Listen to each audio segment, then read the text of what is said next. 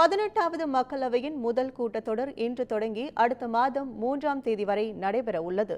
அண்மையில் 7 கட்டங்களாக நடைபெற்ற 18வது மக்களவைத் தேர்தலில் வெற்றி பெற்று பாஜக தலைமையிலான தேசிய ஜனநாயக கூட்டணி ஆட்சியை தக்கவைத்தது. பிரதமராக தொடர்ந்து 3வது முறையாக மோடி கடந்த மாதம் 9ஆம் தேதி பதவியேற்றார்.